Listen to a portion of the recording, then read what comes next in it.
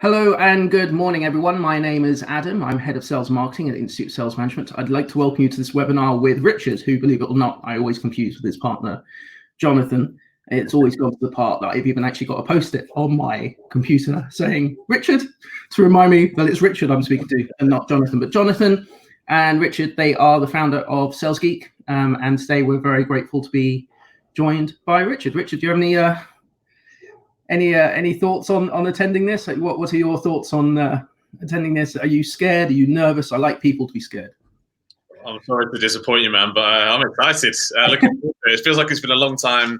It's been a long time coming from those conversations in the deepest, darkest months of lockdown, and just fun to be on, man. Fantastic. So today we are going to be covering what makes Richard tick. What makes him tick? What does he do? People who don't know him, he is the founder of Sales Geek. Have a look at them online after this finishes. You know, his failures, his successes, his childhood. How did he get to where he is today? So, John, Richard. Okay, great. My God, this is so annoying. How do we start? You know, how did you start on this journey? What was your first ever sales role? How about that? Sales role. Great question. Going well already. As children, we are great salespeople, and I have a 7-year-old at home who's probably one of the best salespeople that I know. But now I started work at quite a young age. I guess not quite an Oliver Twist story, but I grew up a sort of working class family. So from the age of 13, I had a couple of part-time jobs to pay into the pot. So yeah, I guess from 13, I was working in the pro shop at my local golf club and engaging with people and taking green fees and selling tees and balls. And I didn't really realize that I was selling at the time, but doing that for 5 years through school. But I sort of left school and eventually went into a full-time sales role. It prepared me quite well for it, but that wasn't my initial intention. My initial intention was to play golf for a living. I've always been into sport, and that was all I was ever going to do through school. I wasn't massively academic, and everything that I was doing at that age was geared towards trying to be a golf professional. Okay, well, it's a desire to help people, I guess, that then evolved into sales, right? That's why you get into sales, because you try to help people with a solution or a product or service that helps them. Yeah, I think certainly in that environment, you know, there's a members club, right? So you've got a finite pool of people, and you're there to provide a service as much as anything else. But equally, you've got the commercial demands of the pro shop being its own business. So, you know, my boss still had to make money, and if we went on holiday for a week, he'd always set me a target with a bit of a bonus at the end of it, which usually involved a new pair of shoes or a new golf club. And I guess bizarrely, thinking about it now, from the age of 14, I was working towards targets, which there's probably not many people that have done that. But it definitely prepared me well. And actually, my first out of school, once I did that full time for a bit as an assistant pro at the golf club, and sort of soon realised that it wasn't for me, and I wasn't quite good enough to play for a living, and stepped into I suppose my first sort of sales role, and that was in a retail environment. So, you know, although I ended up in the sort of B2B, sort of slightly more sort of professional sales world, you know, some of my first proper full-time sales jobs were I worked in retail, like American Golf stores. I sold second-hand Nissans in Slough. I did see that on your LinkedIn. You've got sort of a really credible work history around sales going back to 2005. You know, you were in trouble when a LinkedIn profile says, "Do you want to see less?" Because it just it's incredible. I was actually researching Richard before this all started, and have a look at his LinkedIn profile. It's pretty incredible how he's gone from where was it? I just had it open on my machine, but you were working for a car company back in 2005, and now you're a self-made business owner, which must be a critical. When did the vision for Sales Geek come along then? Because that's your own business, right? You're not working for everyone else. You've decided to go out on your own. How did you? I mean, we'll touch on Sales Geek probably a little bit earlier than we were meant to, but you know, where did that? I've owned my own business, and it's always a little bit scary about the money. Suddenly, the money is no longer a regular thing every month. You're working, you're earning your keep. How did you get over the fears? What fears were there, if any? How did you overcome it? What was your plan? It'd be interesting to know. Yeah, good question. So I guess I've always wanted to do my own thing at some point in my career, and I sort of went through most of my career with two goals in my head. Really, one was to be in the corner office of somebody else's business, and also the other goal was to have my own business at some point. And I guess I'd always thought that the being in the corner office of somebody else's business would come first. It didn't. I got to a point in my career where I realized I'd kind of hit the end of the line, and I guess decided that I really needed to take the opportunity to do my own thing. And it was, I didn't really get over the fears. The fears were there the whole time. It's a bizarre thing actually, because the better, I suppose, the more successful my career had got, and the bigger the jobs, and the job that my last employed job, I was director of global sales for a $300 million North American company. I was 32 years old, and I've done pretty well for my career, and I was earning good money, stock options, all the shizzle that goes with it. And we were a single income family. I'd relocated my wife and my child to Lancashire as part of a role that I had for a company up here. And yeah, I think most people who knew me personally thought I was completely bonkers, because I was propping up our whole existence on the job that I had, which was a good job. It was in theory, it's my dream job. The 20-year-old version of myself, who was still selling secondhand Nissans in Slough. If you'd have said, right, 12 years from now, you'll be in that role, traveling and seeing all different parts of the world, and I'd have taken it. Like, I really would have taken it. I was on that trajectory to where I wanted to be. But I think one thing I have learned in my 36 years on this planet is that we're so different. Everyone's so different, and I think it just didn't suit me. I love sales. I love sales leadership. I love sales strategy. It just didn't suit me to be applying it in those environments. And I think I just realized I'd hit the end of the road with it, and I wanted to go and take what I'd learned. And I think to be blunt, I'd always wanted to do my own thing, but I think I was sort of like waiting for a product idea to sort of like come up. And what I didn't realize was the product was under my nose the whole time. I had a successful career, and I had a proven track record of going in and fixing stuff in other people's companies. And then all of a sudden it dawned on me one day that maybe I could do that as a business. And 4 years prior to having that concept, I'd registered Sales Geek as a domain. Someone called me one day. I won't use all the expletives that they use, but it was I think they were almost trying to be derogatory to me at the time. But I went, actually, no, I am. I've been obsessed with this for years, and I was a proper sales geek. So I went on GoDaddy, registered the domain name, and then little did I know, a few years later, I'd be starting a business under that name and creating a brand. You register that first name, isn't it? It's when you realise that you're incorporated, and then you get a letter from the government saying, here's your incorporation, and you suddenly realise, yeah, this is real now. So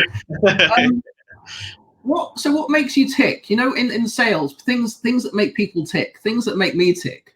Well, you don't want to know what makes me tick. It's not about we're not going to touch on that topic, because that will go into a hole that we won't be able to get out of. But what makes you tick? I mean, I think I know what makes Jonathan tick. It's usually drinking halfway through a webinar. But what makes you tick? I don't know. Is it winning new business? Is it retaining customers? Is it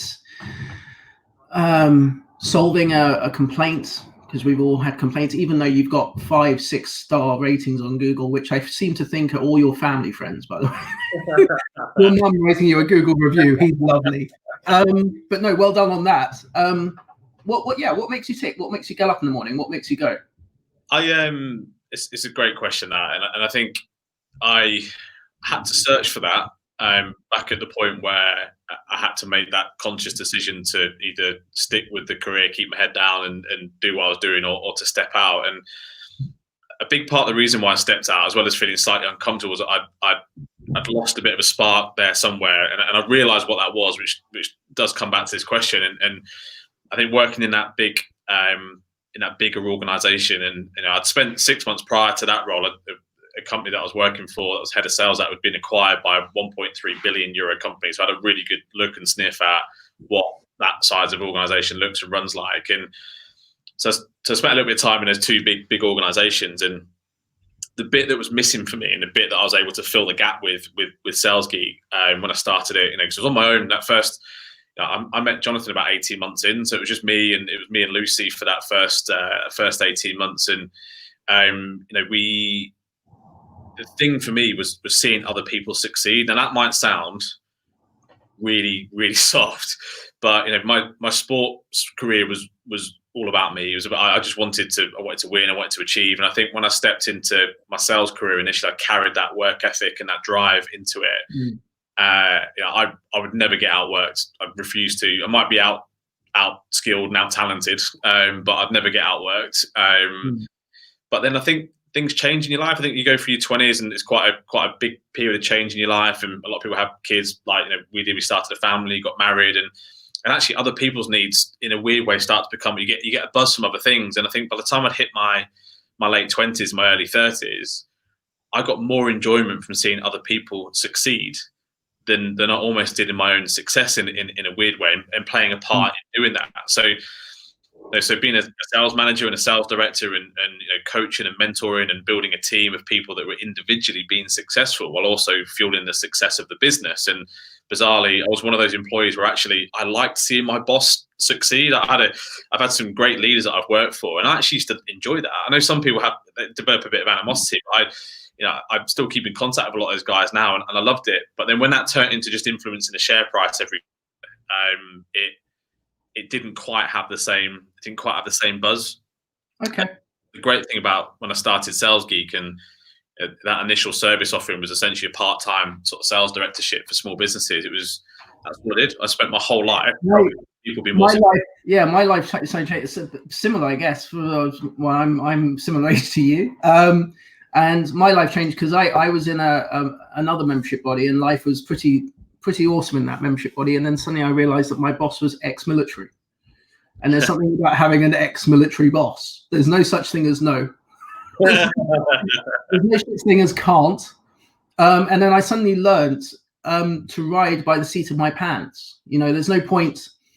I'm an ideas man, as you probably know. And one of the things I learned from this chap, his name is actually, I'll name him, sod it. I mean, he can kill me with a spoon, to be honest, but his name's Philip Allen. He works over at Pimpfoot now, but I think it's ex-parachute regiment or something. And he basically said, I think you touched on it, not knowing if you have the skills or something, or just wanting to be busy and trying to make a change, right? Philip kind of drilled into me the ability of, it doesn't matter if you have all the parts, just run with it, because while you're in the field, you'll suddenly realize the things you need. And it was that kind of military mindset of, launching a campaign and then halfway through going, we've missed something. But thinking on your feet, right? And that sort of stayed with me a little bit. So everyone who works with me, works for me, works around me, deserves an OBE. Now, you've obviously touched on your successes, which is awesome. One thing that most people don't touch on, if you're ready for it, are their failures. Yeah. When's it? Now, we're not talking personal here. We're not talking. We're not talking. When has it gone? A moment in your life within your sort of sales career. What went wrong? How did it go wrong? What did you learn? And how? What did you learn from it? When has something gone tragically wrong for you? Tragically wrong.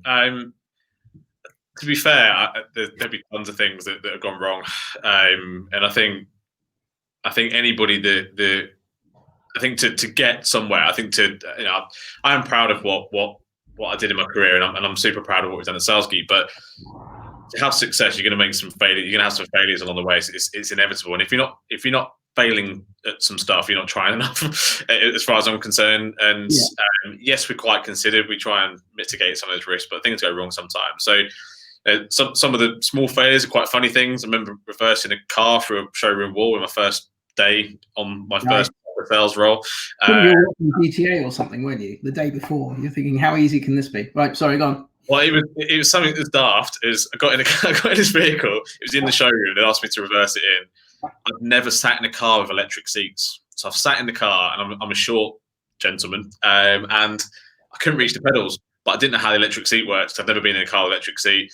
and I was trying to push the clutch down, and ultimately pushed it, and it pinged back up again, and the car shot back and put a hole in what was a brand new showroom. That was exciting. But no, I think probably a failure that I've learned the most from is, again, probably looking at Sales Geek, probably bring it into the sort of the current day, current time. We've tried stuff that hasn't worked. We've tried and launched products that haven't sold. We've tried to put on events that we've had to cancel. Things for everything that you do really well and you get celebrated for. You definitely have errors, but probably one that I learned the most from was we did try. I was about a year in, so I started off. It was just me, and Lucy eventually sort of quit her job and come and help me with all the important stuff, which doesn't get seen. And she is the unsung hero of this business without any shadow of a doubt. There's a lot of us that are at the front end that get seen by a lot of people, but she's always been the unsung hero and been there from the start. And we about a year in, I'd got myself busy. This whole need for the thing that I was doing was working, so we had an opportunity to put somebody out there in a different part of the UK to go and replicate this in a different part of the world. And I'm not going to name names because I don't want to get dragged through the mill for that. But it didn't work. They ran off into the sunset with the revenue and the clients, and never to be seen again. And actually popped up a year later and tried to rip off our IP. And it was my fault. Like, I made mistakes. I didn't protect the business. So it caused a lot more work than it would have done if I'd have actually put those protections and things in place at the beginning. And I think you learn through making errors. Going back to what you were saying earlier about just jumping in and getting it done. I think if you wait for things to be perfect, you'll never do anything. Just get it 70, 80% of the way there, and then have a do. And that was definitely you. I think you have to. I think to certainly in a small business like this, we've grown quickly, but that's happened because we're doers. We get stuff done. I mean, literally on the above the door on the way out the bunker is one of our values, which is get shit done. Excuse me. Mention your bunker after COVID. I'm coming up. Yeah. You mentioned that you've mentioned it, in the past when you left, this large billion-dollar conglomerate that you're working for, and you set up Sales Geek. And you just mentioned it again now, that the ability of scaling on and doing it. And I think that comes from obviously working in a small company where people, for example, working in a large firm, we all know is like a cog in a huge machine. Yeah. If you break, then the machine will still kind of run, and people won't really notice you. Whereas when you're in a smaller firm, things are magnified a lot more. Your contribution is magnified a lot more. What are you bringing to the table? What are you doing? And because of that, you have a lot more freedom to do what you want to do. I have a feeling I'll never work in a large company because I don't think I'd survive the probation, to be honest. Because I'm right by the seat of my pants. How would you, let's say Sales Geek doesn't work, would you go back to big corporate? I couldn't. I think I'm unemployable, actually. Any of my traits that I was previously suppressing are out now.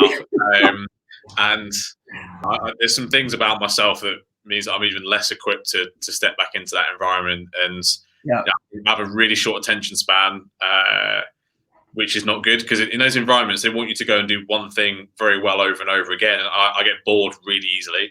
I'm too curious to stay. They make you wear ID badges as well. So that again. Don't forget the ID badges. Yeah. I've had to do this in the past. Adam, where's your ID badge? It's in my pocket. Can you wear it? Okay.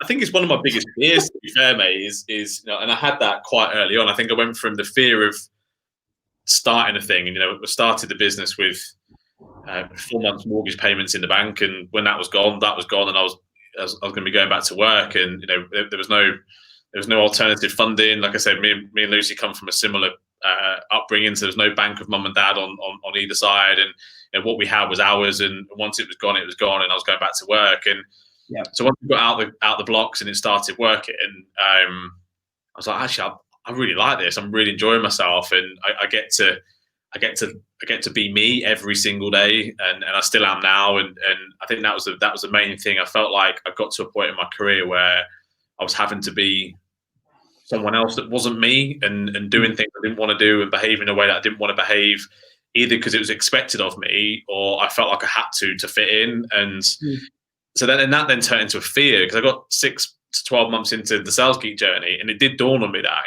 what what if this disappears tomorrow? And then you work even harder, right? Yeah, that fueled me even further. Like, well, we just need to get to a point where that's not an option. And it was never an option anyway.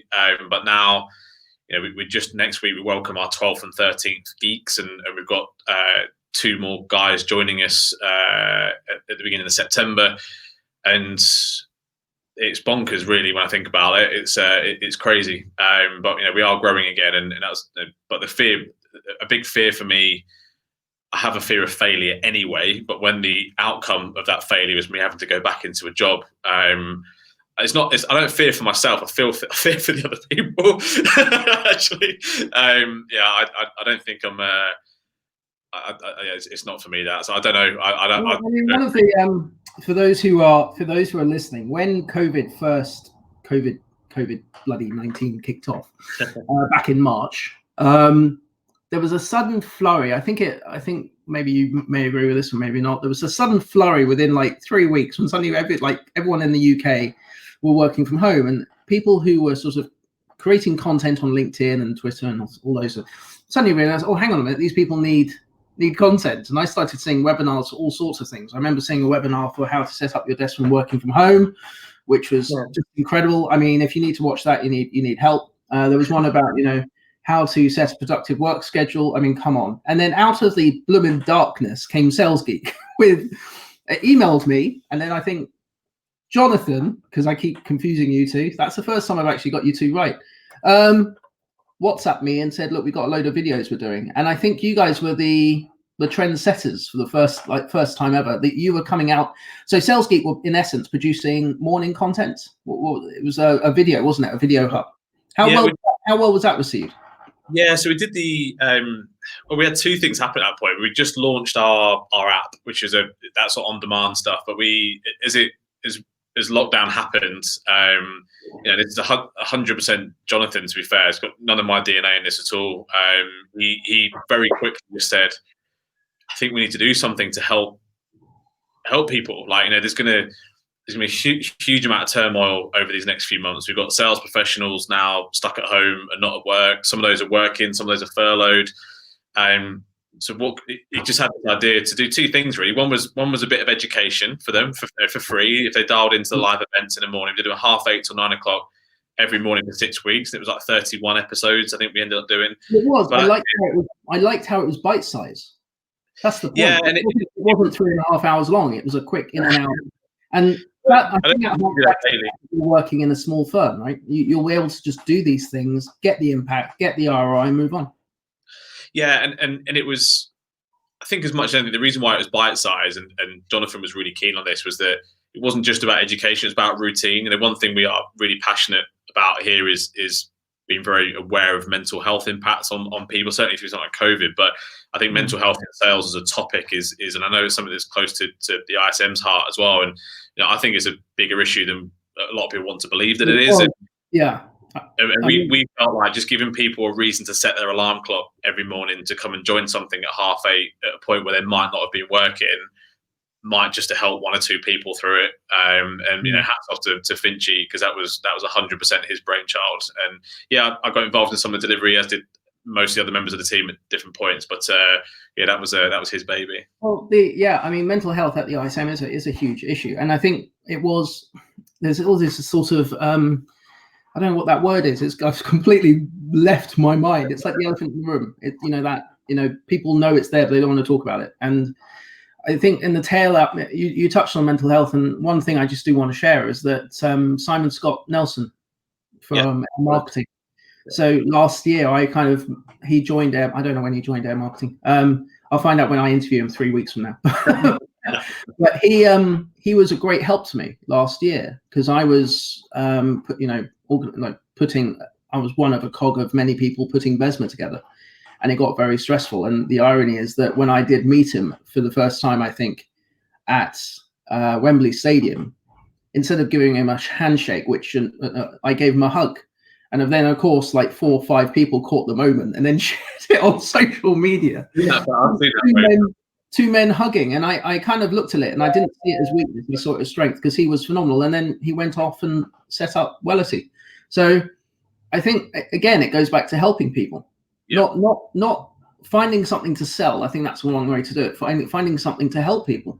So in terms of all right, we're going to sort of tail on. We have sort of tailed on to the Sales Geek anyway. I think it's just an easier topic to solve, really. I mean, someone wants to join Sales Geek. What's your ideal persona for someone? Do they have to wear glasses? Because I always think we've got a lot of spare pairs. I'm looking out now. We have a lot of pairs. In fact, we have a whole wall of glasses on one of the walls in the bunker. So okay. glasses will be supplied. No, I think for us, we are. I suppose our mantra is always like who then how. So a lot of the people we've brought into the team so far, we've been really fortunate. We've not. Apologies to any recruiters on this right now, but we've not spent a penny on recruitment fees. Everyone that's here has come to us at some point, and if someone's a great person, they embody our values, and we have a really clear set of values. And our recruitment process is very values based, and people meet a lot of people in the team during that process. And if they are the right type of person, they have the right values and the right culture, then we can find a way to make them work. And that's kind of what we've done so far, and it's worked for us. Are people joining you from? I wonder if people are joining you from large companies. Are they joining you from large companies and joining you because they want the freedom of, Bit of a mixed bag, but we definitely have. I refer to some of our guys here, especially the guys that are doing the delivery of, like, certainly the part-time sales director services. They are misfits. They are a bunch of exiles. They don't belong anywhere else other than here. They're the same as me. They are first class. They're world class at what they do. They just don't fit in those environments. And I think that's one thing that I suppose from an internal perspective, I would love to build that band of misfits, that band of exiles, of guys that are amazing at the skills that they have. Just they want to apply it this way rather than the normal way. And because, like I said earlier, everyone's different, right? And I've got a lot of friends who are still employed like sales director roles, and they smash it. They love it. They love that environment. It suits them. It just doesn't suit me, and it doesn't suit the guys that we have here. And we are looking to build that team. I miss working for those companies where you can pick up the phone and go, "Who do you work for?" This people. Oh, great, yeah, I know them. Rather than, "Who do you work for?" These people. Who? And then I enjoy it because then it's it's less pressure, I guess. One of the things I've witnessed over the last couple of years at the ISM is how people, especially organizations like yourself, don't really focus on building a business. They build a family. Yeah. Because if you build a family, you're far more, you're gelled, you're successful. What's the culture like at Sales Geek? How's it differ from? I'm wondering. It always feels like this is a recruitment ad for Sales Geek, but it's not. It's not recruiting, so it's okay. We're not going down that route. I'm just trying to figure out what makes Richard tick and his business. Anyway, moving on. I don't have to defend myself. I'm the host, right? What's the culture at Sales Geek to make you go? When things go wrong as a team, I'm assuming you're all there for one another. Is it? How do you empower people? How do you make people rock? So we, I guess this is going to sound oversimplified, right? But we speak to our guys a lot, and we involve them in a lot of decisions. We canvass them for their views and their opinions on a lot of things, and we give people. I feel like we give people a lot of autonomy. We give people. We want people to be, I suppose the term that we use is entrepreneurs. We appreciate that they're employed and they're part of our business, but we want them to come to us with new ideas. We want them to come to us with new product ideas. We want them to come to us with new business ideas. And we're just about to launch a new business within our business from one of our team who had the idea, had the belief, had the vision for it. We run the risk on that. We invested in that. We've spent money on that, and they are running with that, and that goes live in September. We've already got off to a good start, actually pre-launch with it. But we have a really clear set of values which defines our culture, and one of those values is that we care. Another value is that we make it fun. And I think a lot of the guys here. We are here to enjoy ourselves, and it's not just about the destination, it's about the journey and making sure that it's fun along the way and we're healthy along the way, and that we're not just so obsessed by the outcome from it that we forget to enjoy ourselves along that process. So we do go out of our way to make it fun. We empower the other guys to make it fun. But I think, again, another cog in that wheel, there's two cogs in that wheel for me. I think the culture of the business is good because we've recruited well, and we've recruited people with the right values. But when we've got people, leaders in our business, like Jonathan, who you've met, who's high energy, for me, he's like my Tigger. Like, he comes into the bunker every day, and I always leave here with more energy than I arrive with. And that's nothing against my wife at home, but like, I feel energized. I come here, spend time with the guys, especially with him as well. I mean, we've become best buddies over the last few years, and I love his energy. And then behind that, again, going back to Lucy, one of Lucy's biggest traits is that she's a carer by trade, and that's what she used to do in her former life. And the level of care she gives to the team and the level of attention to detail that she gives to them is second to none. And I think we've created a great place for people to come and thrive and be themselves. Okay. Well, I look forward to reading your Glassdoor reviews if anyone ever leaves. It does happen. Convenient truth. I really like Glassdoor. Glassdoor is one of those websites where you can just like go, this guy was an absolute. And anyway, I'm sure you can have the best culture and the best recruiting process in the world. People are still going to leave you. So sometimes you don't just get it right. And we have said goodbye to somebody in the last couple of weeks.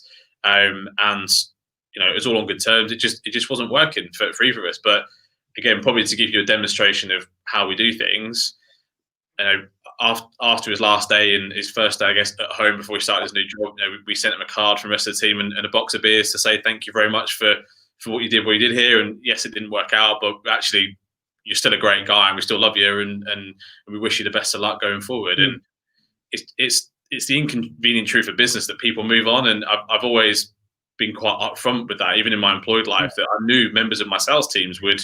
It's how I wrote an article a couple of months ago, years ago, I can't remember when now, where I was watching Obama deliver a speech.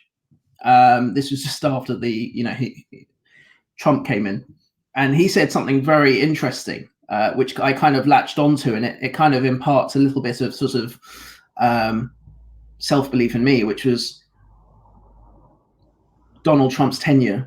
I'm not going to go political on this, but Donald Trump's tenure is nothing more than a comma at the end of a very long sentence. Yeah, and that's how I see my time at the ISM. At one point or another, maybe in the next 2 to 3 years, I don't know, I might move on. But the brand, the ISM, will continue as it has since 1911. I'm just a little part in the larger story, and I think that's lovely what you've done with that chap. I think he will probably go on to other things and still remember how you treated him above everyone else. I doubt anyone else has got a bottle of beer.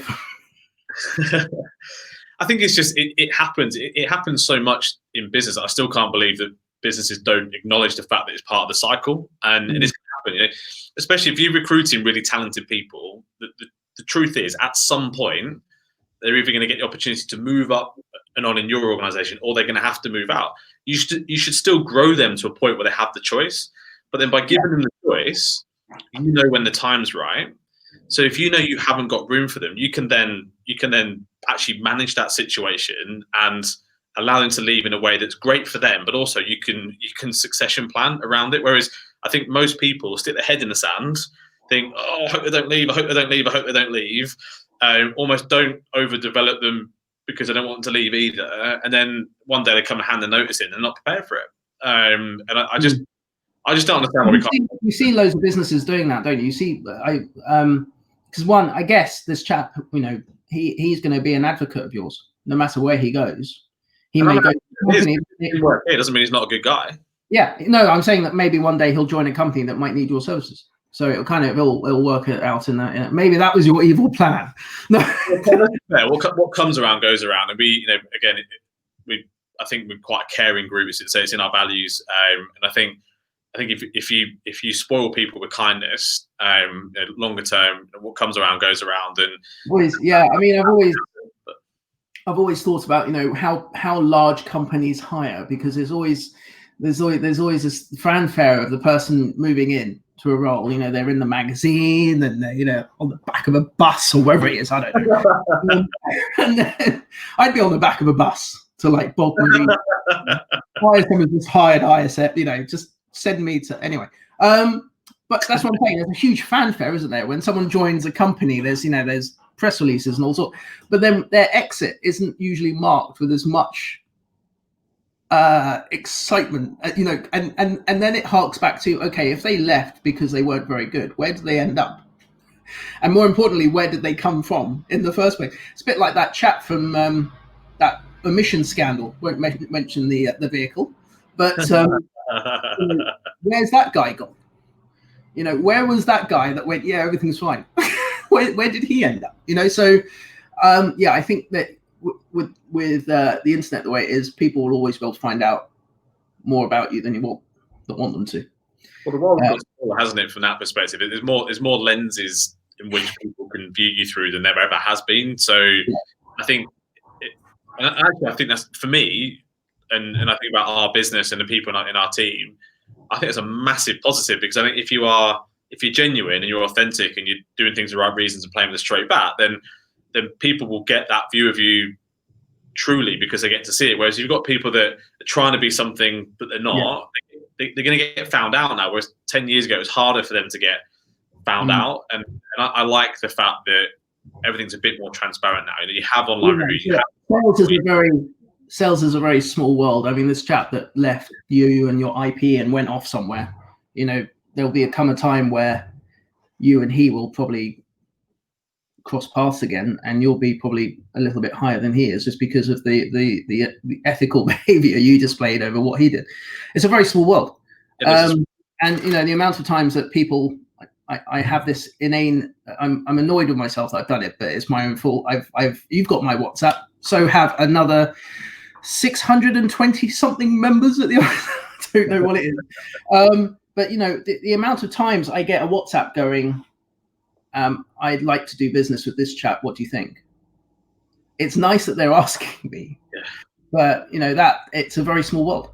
And I think, you know, you're the only one to blame if you do something that affects your career. One of the things you actually mentioned on, I'm just going to move it. Do you have any last points on that before I ask you this question?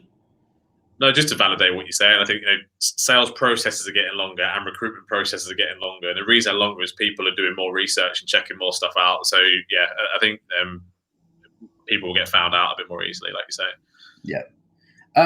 While you talk, I scribble away because I'm like, oh, that's a nice question to ask. So one of them, now that I'm trying to read it, I'm beginning to think, you know, we've all been there, you know, in A levels where you write the first 3 lines of the exam paper and it's really neat, and then by the end of it, you don't know what. I'm on the last 3 lines of that exam paper, trying to read the question that I was going to ask you. So give me a minute. So yeah, there we go. So you mentioned earlier this chap who's just joined, has got this new service, new product you're about to launch in September, which is awesome. And it's the element of, you know, you're always involving. How did he, for anyone looking to start a new product, a new service from an existing established base, what indicators do you look for that this service is required? How did it come along? In essence, how do you create a new product or service? What research do you do? What markers do you look for? How long does it take?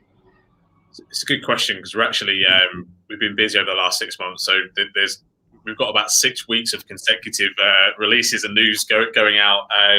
So some of those are extensions to things we're doing. So this particular project, so he'd actually been with us he's been with us for nearly a year. So the idea came about 6 months in, and that's quite simple. It's quite a simple offering, really, and simplicity for me is key.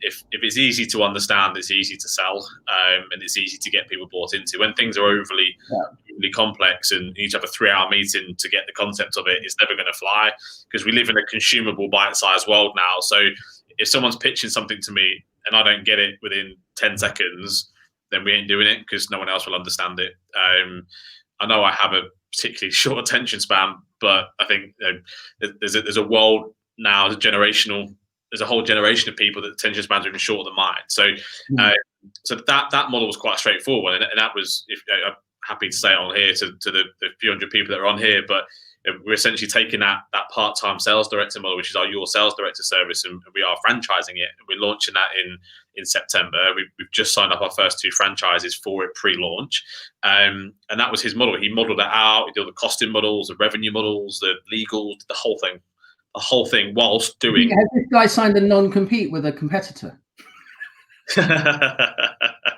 You're gonna need him to sign something after this moment. Like, you know what, Adam was right, mate, can you just sign this piece of so outside of that, I mean, that was quite an obvious one to do, because there's a massive need for that product, and one of the issues we had was resourcing it, and whereas we can give these guys a business to run their own under our brand. But the other things that we're launching and have launched, I mean, even when we did launched the training business, me and Jonathan met. And like I said, I was kind of 12, 18 months into me sort of doing the part-time sales director stuff, and we'd failed at trying to expand that initially at the first go, and I realised I wanted to stay more locally and offer a wider skill offering. And me and Jonathan met by relative chance, and he was about to step into the sales training space, and three meetings in 3 separate pubs, and we had a cuddle at the end of it and agreed to do that under the Sales Geek banner. Mm-hmm. But it was complementary to what we were doing, and I think everything we've done, everything we've added in, has done one of 2 things for me. It's complementary to what we do and adds more value to the people that we're already helping, because it's easier to create products for customers than it is to find customers for products, right? So as you grow a business, you spend a lot of money and time building an audience and building a customer base. That's quite expensive to keep doing that. So if you can build out and spec out your offering so you can provide more value to the same set of people, generally speaking, that's more commercially viable than constantly finding new people for one product. I think you hit the nail on the head as well. It's about keeping things simple. Yeah. The amount of times I've been, we'll put it this way, I can't name names, that would be awful, but you go on a website and you click on, how can we help you? And they've named a product that you don't know what they've named it after their, they've named it something that looks like something out of, Terminator 2. It's like T19585 product. So I'm like, what does it do? Yeah. I want to give you money. How can you help me? And they go on a website, and that's what I liked about your website. It's very, this is what we do, this is how we can help you, and it's very clear and simple. So I kind of hark back to what you said about short attention span. I think you've embodied that. For me, that website, because of my attention span. But so I think, so I'll just say that the first thing is relevancy towards. The second thing that we focus on as a business when we're looking at new products is making what we do more accessible to more people. So we are consciously aware that, and I'm generalizing here, but for people in the sales training space, one of my pet peeves is that traditionally sales training was only available really for organizations rather than individuals.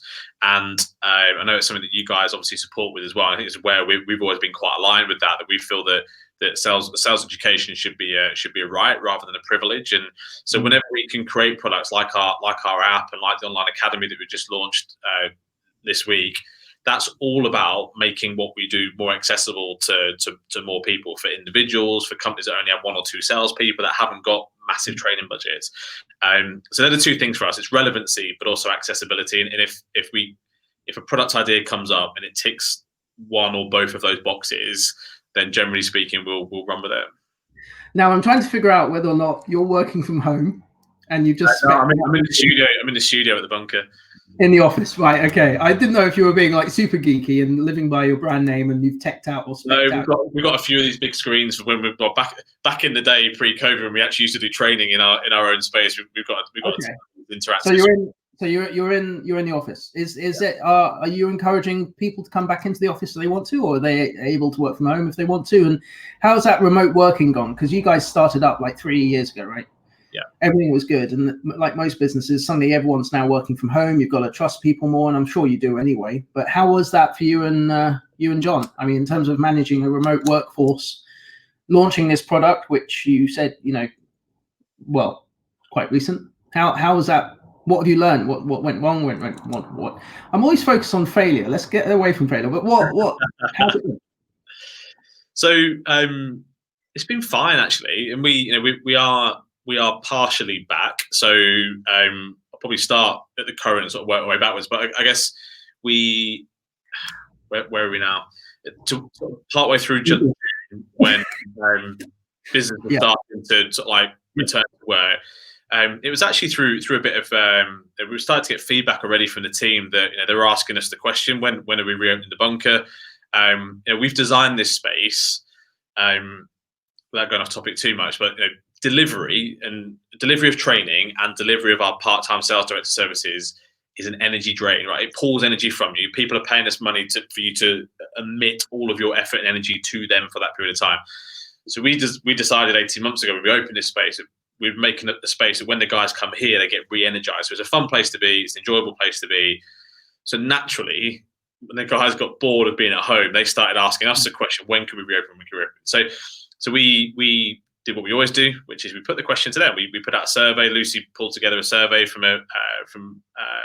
put it out there and got a feel for what the guys wanted to do. And we have a mixed team. So some of the guys that have children with childcare challenges weren't going to be able to come back in, maybe come in like 1 or twice a week. Some of the younger guys, interestingly, were more keen to get in. There was definitely a difference there between the younger members of the team and the more senior members of the team. They were really keen to get in. And so we did it based around their needs rather than ours, because the reality is with what we do, we can deliver it from anywhere in the world. We've got clients in the US now because we can deliver over Zoom. We've got one of our team who's spending the whole of August in France, but he's still delivering training to our clients in the UK. It doesn't matter. Yeah. So it's been fine from that perspective. One of those things, isn't it? Results don't lie. But don't tell me how busy you are. I think I'm really looking forward to reading all these there are going to be so many research infographic things coming out next year or the year after when COVID ends. This is how productive employees were versus in the office, etc. Right. So we're going to look at wrapping this up in a few moments. So one of the things I'm going to ask you, Richard, it's completely off the fly, like with everything. You ready for this? A takeaway message for people watching, either touching on yourself, what you've learned, imparting some knowledge on fear, failure, success, or setting up your own business, or anything like that. I'm going to give you. How do you fancy doing it in a minute or 2 minutes? I feel like timing you. No, I'm not going to time you. You mentioned like 7 different topics there, and then you've given me. It's a bit like a job spec in lockdown. We want you to do this, and this. All right, I'll give you like 5 minutes. But okay. Wow. Give me something that any takeaway messages. Shoot from the hip there, right? Okay, so I think for me as a general rule, if I've learned one thing over. Well, I suppose I've been working now for 80. I started work. I was 80. I left school. I sort of got partway through my A levels. And I think what I have learned in those 18 years is that you can make up for a lot of shortages by just working really hard. And I think there's a balance on that. And I don't think you should work yourself into the floor. And I think we have to take care of ourselves. And we do live in quite a fast-paced society now. But I do feel like if there are some younger guys and girls that are listening to this, yes, upskill yourself. Yes, take accountability and responsibility for your own education, especially if you aren't getting it from your business. And I didn't. I worked for a variety of different small businesses through my 20s, particularly that didn't have training budgets. So I had to go and do it myself, which is why I got called a sales geek, because I was doing that. And I just worked hard. And I think I carried that over from my golf, where the more you practiced, the better you got, the better your scores got, and you won more stuff. And I don't think sales is that different. You need to upskill, you need to work hard, and weird things happen when you practice really hard and you put the shift in and you get in every day before your sales manager and you just work hard than everybody else. Opportunities arise for you. There might be opportunities for additional sales that other people don't get. It might be an opportunity to be promoted or get an opportunity within your business to move up. But I think without a doubt, and I wasn't very academic at school. I didn't really have much of a head start in life, other than the fact that my parents were amazing. One of them was a mechanic, one worked part-time in a dry cleaner. So we didn't have a lot growing up. So it started from scratch, and amazing work ethic. My dad had 3 jobs when I was a kid just to pay the bills and pay the mortgage. And I just think you can make up for a lot of skills through hard work. And especially over this next 12 months, I think some people in certain sectors have got a real fight on their hands, and it's going to be tough. And some sectors are doing well at the minute, some are not affected, but the ones that are affected, they are going to have to work hard. So be brave, have a go, turn up, do some stuff. Like you said earlier, like, things aren't always going to be perfect, but I think if you're turning up, you're putting yourself in the arena, you're working hard, opportunities will open themselves up for you. Okay, well, fab. Well, thank you very much for your time today. Even I did call you Jonathan at the start of the I'm getting shouted at by Bright Talk that I've probably overextended the time on this, but it's fine. We've got probably about 2-3 minutes until it probably kicks us both off. But one of the things, you do mention golf a lot. I always wonder very quickly if you can answer this in miles. How close, how much, when you were setting up Sales Geek, how much did you factor in the local golf course as a distance? How close is it? I've just gone back to playing after 10 years. But where is the golf course located in relevance to where your company is now? I bet it's down the road, isn't it? Yeah, a couple of miles. There you go. Someone's trying to sell you an office space, and you're like, yeah, that's great. Where's the golf course? Look, Richard, it's been absolutely brilliant. You guys are going to hear from him next couple of days or so. I'm going to invite him to contribute some content, not only on the website, but send out some mailers to you guys as a wrap up. But Richard, thank you very much for your time. It's been absolutely marvelous to have you on. Richard, if anyone doesn't know, was the one who actually encouraged me to actually do these webinars and actually do them myself. So apart from the hairy chests that I was trying to cover up throughout the entire webinar, thank you very much for your time. And I look forward to speaking with you soon. Awesome, man. Thank you very much. Take care. Bye. Bye-bye.